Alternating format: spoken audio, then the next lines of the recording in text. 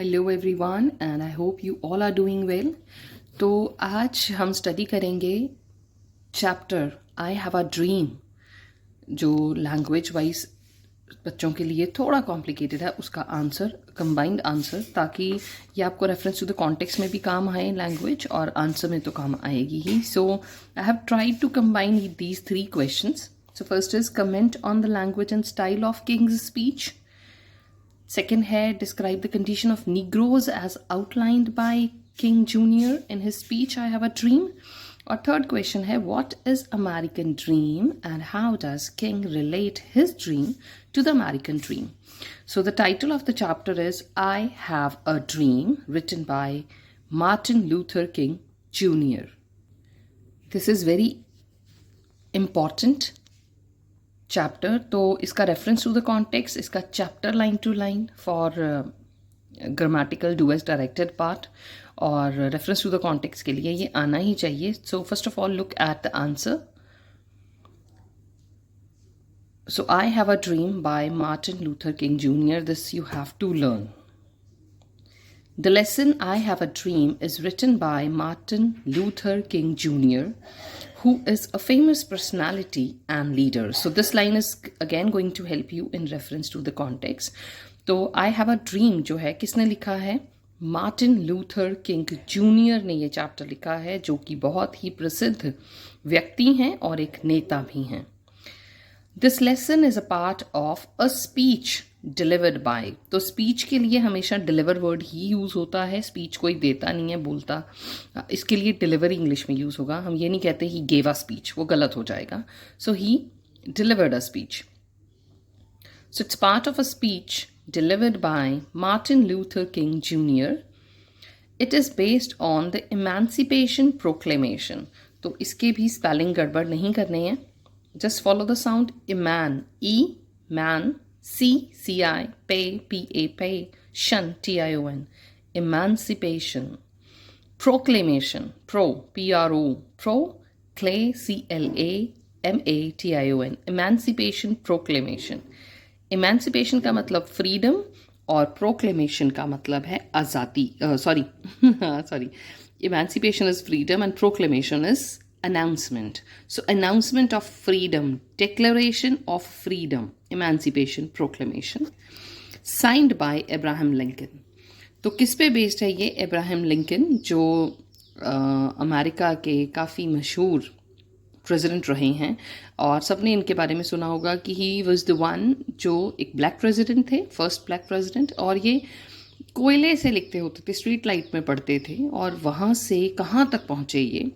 सो उन्होंने एक साइन किया है declaration of independence, declaration of freedom, जिसके अकॉर्डिंगली हर ब्लैक को भी वही सारे हक मिलेंगे जो वाइट्स को मिलते हैं।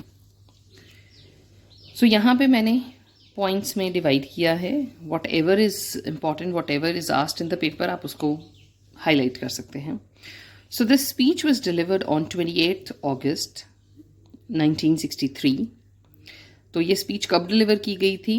1963 में 28 अगस्त के दिन ये स्पीच डिलीवर की गई थी, दी गई थी।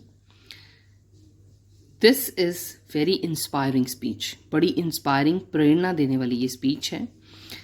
It is for millions of black Americans. किसके लिए है ये? अमेरिका के मिलियंस जो ब्लैक्स हैं उनके लिए ये दी गई है। उनमें जान फूंकने के लिए, उनको इनकरेज करने के लिए, उनको ये बताने के लिए कि दिल छोटा करने की ज़रूरत नहीं है।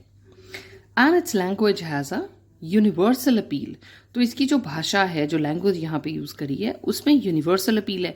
ये नहीं है कि सिर्फ ब्लैक्स को एड्रेस किया जा रहा, उस हर इंसान के बारे में यहाँ बात हो रही है। हर एक इंसान के ऊपर ये लागू होती है जो अपना बनता हक नहीं इंजॉय कर पा रहा, उसको उसका बनता हक नहीं मिल रहा। It has an argumentative tone. तो जो टोन है पूरे चैप्टर में, जो इसकी स्पीच की जो टोन है, that is argumentative. Again follow the sound and you will be able to write spellings correctly. Argumentative, argumentative tone. तो जो टोन है इसकी वो आर्ग्यूमेंटेटिव है, काफ़ी बहस हो रही है, वो बार बार एग्जाम्पल्स देके अपने हक की बात कर रहे हैं। His speech reflects his clear thinking, तो उनकी जो क्लियर थिंकिंग है ना, बड़ी स्पष्ट सी सोच है वो दिख रही है यहाँ पे, एंड पावरफुल थॉट्स, और वो थॉट्स जो एक सैलाब लाने को उतारू हैं, वो वाले थॉट्स जो एक रेवोल्यूशन, एक क्रांति के लिए भी तैयार हैं, बट पीसफुल। चैप्टर में उन्होंने लिखा है we should not be guilty of wrongful deeds, हमें गलत काम करके अपना हक नहीं लेना, हमें तोड़ फोड़ नहीं करनी, peacefully. He has simple but very noble message in his speech, तो ये स्पीच के बारे में बात होगी, इसमें बड़ा सिंपल सा बट बहुत ही नोबल, ऊंचे दर्जे का, बड़ा पाक सा एक मैसेज है जो वो देना चाह रहे हैं, और वो मैसेज है इक्वलिटी का, कि हम सारे बराबर हैं और हमें बराबरी के हक भी मिलने चाहिए। उसके बाद अब यहाँ पे इस पैराग्राफ में हम बात करेंगे उनकी जो कंडीशन है ब्लैक्स की, वो बड़ी बेकार है, बड़ी आप कह सकते हैं तरस योग है, वो कैसी। So in this speech Martin Luther says that condition of negroes is very bad in America, तो अमेरिका में नीग्रोज की जो कंडीशन है वो बहुत बैड है, बहुत बुरी है। दे आर नॉट फ्री, वो बिल्कुल भी फ्री नहीं है, आज़ाद नहीं है। They do not enjoy the same rights as other white Americans do. जैसे बाकी अमेरिकन्स इंजॉय करते हैं वो वाले हक इन बेचारों को नहीं मिले हुए, इनके साथ भेदभाव होता है। Their entry into hotels is banned. तो उनकी जो एंट्री है होटल्स में वो बैंड है, उनको होटल में कमरा भी नहीं दिया जाता। तो चैप्टर में ये बात आई है कि कब आज़ादी मिलेगी, जब थका टूटा एक निग्रो किसी होटल में कमरा लेके आराम कर पाएगा, जब तक उसको अलाउड नहीं है तब तक कोई आज़ादी नहीं है। Their entry into hotels is banned, they are victims, वो किसके शिकार हैं, they are victims of abuses, उनको गालियाँ निकाली जाती हैं, एंड पुलिस क्रूएलिटी, तो क्रूएलिटी जालिमता हो गई उनकी, कि उनके साथ जो लोग हैं वो जालिम हैं। ब्रुटलिटी का मतलब ये हो गया कि उनको तसीहे दिए जाते हैं, उनके साथ मारपीट की जाती है, उनको अच्छे से कॉर्डियल सा जो एक ट्रीटमेंट है वो नहीं मिलता। So they are victims of abuses and police cruelty और ब्रूटेलिटी, ये दोनों में से कोई एक वर्ड लिखना है। They do not have the right to vote, उनके पास हक ही नहीं है कि वो वोट भी डाल पाएँ। They want equality and freedom, उनको क्या चाहिए, उनको इक्वलिटी, बराबरी के हक चाहिए, उनको आज़ादी चाहिए। कागज़ों में तो आज़ादी है लेकिन रियल लाइफ में वो आज़ादी नहीं है। They are in great pain, वो बहुत ज़्यादा दर्द में हैं, but they still have high hopes, लेकिन अभी भी जो उनकी होप्स हैं, उनकी उम्मीदें हैं, वो काफ़ी ऊंची हैं, वो काफ़ी हाई हैं, वो अभी भी उम्मीद लगाए बैठे हैं कि जो सिचुएशन है वो ज़रूर सुधरेगी। अब इसके बाद इस पैराग्राफ में हमने अमेरिका के ड्रीम के बारे में बात करनी है। तो यहाँ हमने ये कॉमन पैराग्राफ आ गया, चैप्टर किसके बारे में है, यहाँ पे हमने स्पीच के बारे में बात कर दी, यहाँ हमने निग्रोज की बैड कंडीशन के बारे में बात कर दी। Now in this paragraph we are going to study कि ड्रीम क्या है इनका। So Martin Luther King junior has a dream that one day the blacks will enjoy the equality and freedom, तो एक ड्रीम है उनका। ड्रीम क्या है कि एक दिन ऐसा आएगा जब हर एक निग्रो भी वाइट अमेरिकन की तरह, ब्लैक्स भी वाइट्स की तरह एंजॉय करेंगे बराबरी के हक और आज़ादी। उनको रोका नहीं जाएगा कहीं जाने के लिए, उनको काम के लिए रिजेक्ट नहीं किया जाएगा, and they will be free. They will be friends with whites, वो वाइट्स के साथ फ्रेंड्स होंगे, उनके साथ उठे बैठेंगे। Martin Luther wishes that the blacks should be respected and loved, और उनको नकारा नहीं जाएगा, उनको सारे रिस्पेक्ट करें और उनको सारे प्यार करें, ये वो यहाँ चाहते हैं। They should enjoy the right to vote, उनको वोटिंग के हक मिले, वो वोट कर सकें।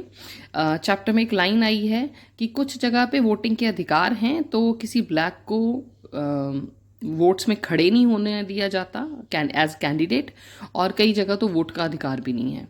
तो हर जगह बराबरी हो, एक ब्लैक जो है वो वोट में कंटेस्ट भी कर सके, वो नेता की कुर्सी के लिए लड़ भी सके और साथ में वोट भी डाल सके, तो ये सारे हक होने चाहिए। देयर शुड नॉट बी, क्या नहीं होना चाहिए, there should not be any difference between a black and a white in America, तो इनको दूसरे दर्जे का हक नहीं चाहिए, इनको बराबरी के हक चाहिए। और ऐसा ड्रीम है उनका कि अमेरिका में वाइट और ब्लैक में कोई डिफरेंस ना हो। Therefore, we can say that King's dream is not different from American dream. तो इसलिए ये कहा जाता है कि जो कह सकते हैं हम, it can be said, we can say it, हम कह सकते हैं कि किंग का जो ड्रीम है वो अमेरिकन ड्रीम से अलग नहीं है. अमेरिकन ड्रीम भी यही है कि अमेरिका ऐसी नेशन हो जाए जहाँ सबको बराबरी के हक और प्रोग्रेस हो, सबकी प्रॉस्पेरिटी हो, सक्सेस हो. तो इनका भी जो ड्रीम है वो अमेरिकन ड्रीम से अलग नहीं है. बस फ़र्क सिर्फ इतना है, ये ब्लैक्स को भी उसमें इंक्लूड कर रहे हैं. That's it. So this is the chapter and the combined answer. I hope this is going to help you out in learning the answers as well as in attempting reference to the context in paper, क्योंकि ये बहुत important है और reference to the context इस chapter में से आएगा. So all the very best. Thank you very much.